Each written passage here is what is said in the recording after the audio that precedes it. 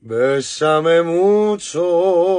Το «Μπέσαμε μούτσο» σημαίνει «φύλαμε πολύ» και το έγραψε η Μεξικανή τραγουδοποιός Κονσουέλο Βελάσκες. Έγραψε ένα τόσο όμορφο τραγούδι για το φιλί, ενώ μέχρι τότε δεν είχε φιληθεί ποτέ στη ζωή της, καθώς το είχε στο μυαλό της σαν αμαρτία. Το τραγούδι όμως έγινε αφορμή να αποκαλυφθούν το 1990 οι αμαρτίες των Βραζιλιάνων πολιτικών. Συγκεκριμένα του τότε Υπουργού Δικαιοσύνης Μπερνάντο Καμπράλ και της Υπουργού Οικονομίας Ζέλια Καρντόσο ντε Μέλο, όπου σε ένα πάρτι γενεθλίων προς τιμήν της τελευταίας εθεάθησαν να χορεύουν ερωτικά μάγουλο με μάγουλο το εν λόγω τραγούδι. Αποκαλύφθηκε πως είχαν σχέση και ο παντρεμένος και πατέρας 3 παιδιών Καμπράλ αναγκάστηκε να παραιτηθεί. Η ιστορία εξελίσσεται ξεκαρδιστικά, καθώς λίγες μέρες αργότερα, σε τελετή παρασημοφόρησης στρατιωτικής αξίας της Καρντόσο ντελα, πώς την είπαμε, η μπάντα της προεδρικής φρουράς την ώρα της παράδοσης των μεταλλίων έπαιξε τον «Μπέσαμε μούτσο». Στη συνέχεια βέβαια ο μουσικός διευθυντής, υπολογαγός Τζεράλντο Μεντόκα Νταλίμα, τέθηκε σε κράτηση